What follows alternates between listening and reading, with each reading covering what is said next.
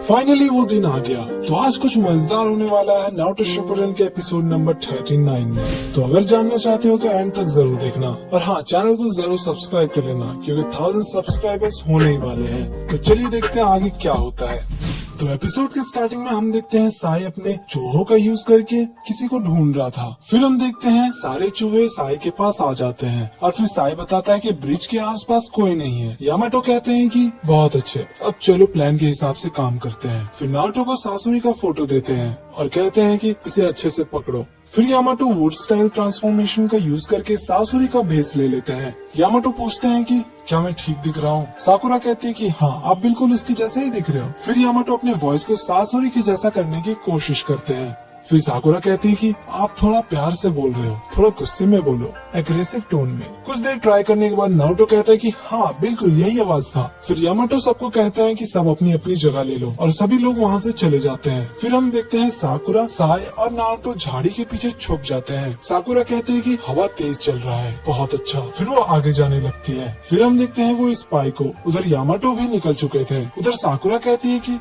ये जगह ठीक रहेगा। वहाँ ब्रिज में काफी तेज हवा चल रहा था। नारुतो कहता है कि अब तक क्यों नहीं आया वो। फिर साई कहता है कि वो आ चुका है, और हम देखते हैं उस स्पाई को ब्रिज के दूसरे ओर। फिर वो स्पाई धीरे धीरे आगे बढ़ता है और अपने आसपास देखता है कि कहीं कोई पीछा तो नहीं कर रहा। उधर नारुतो कहता है कि ये पक्का वही होगा। फिर साकुरा को याद आता है सासुरी का बात कि उसने कहा था कि टेंशन ब्रिज पे जाने। वहाँ ओरोचिमारू का स्पाई मिलने आने वाला था, और प्रेजेंट में हम देखते हैं कि वो स्पाई ब्रिज के बिल्कुल बीचों बीच खड़ा हो जाता है। तभी हम देखते हैं कि सासुरी यानी यामाटो भी धीरे धीरे आगे बढ़ रहे थे। साकुरा कहती है कि गुड लक कैप्टन यामाटो, और हम देखते हैं दोनों एक दूसरे के सामने आ जाते हैं। फिर वो स्पाई कहता है कि काफी टाइम बाद मिल रहे हैं लॉर्ड सासुरी। फिर वो अपना चेहरा दिखाता है और उसे देखकर यामाटो बिल्कुल चौंक जाते हैं। फिर वो स्पाई कहता है कि लगभग 5 साल हो गए हैं, और हमें पता चलता है कि वो स्पाई और कोई नहीं बल्कि काबुटो था। फिर यामाटो पूछते हैं कि किसी ने तुम्हारा पीछा तो नहीं किया? काबुटो कहता है कि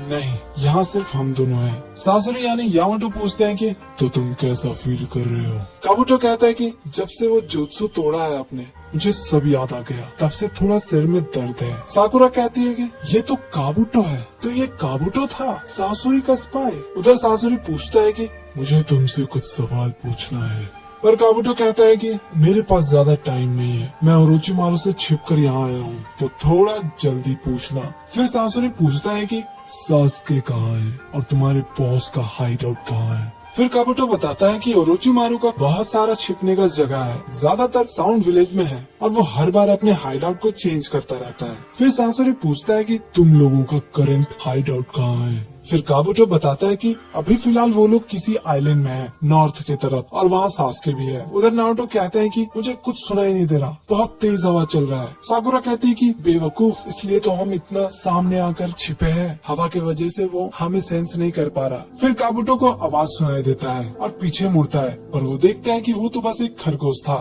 फिर हम देखते हैं कि उन्हें कोई देख रहा था, और हमें पता चलता है कि वो और कोई नहीं ओरोचिमारू था। ओरोचिमारू का सांप किसी को निगल गया था, शायद वो खरगोश ही होगा। फिर हम देखते हैं वो धीरे धीरे आगे बढ़ता है। उधर ब्रिज पे काबुटो कहता है कि मुझे आपने जो ऑर्डर दिया था उसके बारे में कुछ बात करना है। यामाटो कहते हैं कि मुझे कुछ और सवाल पूछना था, और ज्यादा देर रुका तो मैं पकड़ा जाऊंगा। फिर काबुटो को शक होने लगता है। उधर नारुतो कहता है कि कैप्टन यामाटो इतना देरी क्यों कर रहे हैं, उसे उन्हें पकड़ लेना चाहिए। साकुरा कहती है कि तुम भूल गए, वो काबुटो है, पेशेंस रखना होगा वरना वो भाग सकता है। फिर साई कहता है कि अगर वो ज्यादा देर रुके तो उसे शक हो जाएगा। उधर काबुटो बोलता है कि आपने जो वादा किया था वो मुझे दे दो। फिर काबुटो कुछ नोटिस करता है और देखता है कि सासुरी कुनाई ब्लेड निकालता है, और तभी एंट्री होता है ओरोचिमारू का, और वो कहता है कि क्या मैं अभी ज्वाइन कर सकता हूँ तुम्हारे कन्वर्सेशन में? ओरोचिमारू का स्नेक काबुटो को पकड़ रहा था, तभी काबुटो उसे बचकर दूर चला जाता है और कहता है कि लॉर्ड सासुरी, आपने अगर कुनाई नहीं निकाला होता तो मुझे ओरोचिमारू का पता नहीं चलता। यामाटो सोचते हैं कि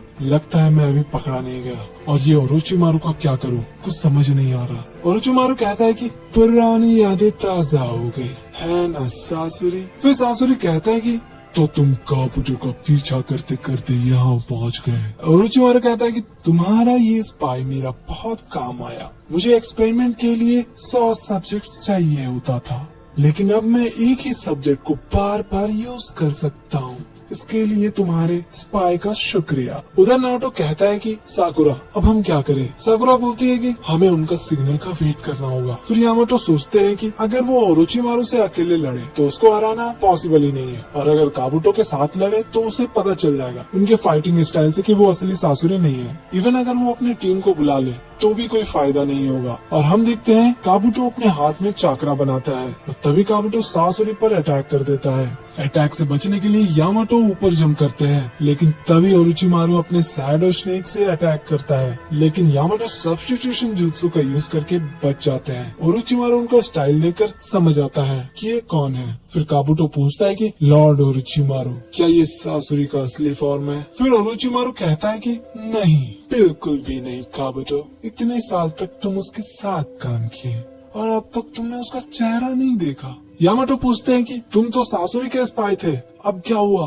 काबुटो कहता है कि अब नहीं, लॉर्ड ओरोचिमारू ने पहले ही वो जुत्सु तोड़ दिया था, वैसे तुम हो कौन। फिर ओरोचिमारू कहता है कि काबुटो तुम्हें मैं बाद में समझा दूंगा, खैर जो पीछे 3 बच्चे छुपे हुए हैं उनको बुला लो। फिर यामाटो सिग्नल देते हैं और सभी वहाँ पर आ जाते हैं। नारुतो को देखकर ओरोचिमारू कहता है कि ये तो नाइन टेल है, बहुत अच्छे, चलो देखते हैं कौन ज्यादा ताकतवर है। और ये एपिसोड यहीं पर खत्म हो जाता है। तो अगले एपिसोड को गलती से भी मिस मत करना, क्योंकि इसमें बहुत खतरनाक फाइट होने वाला है। तो अगर आपने अभी तक चैनल को सब्सक्राइब नहीं किया तो भाई तुरंत जाकर कर लें।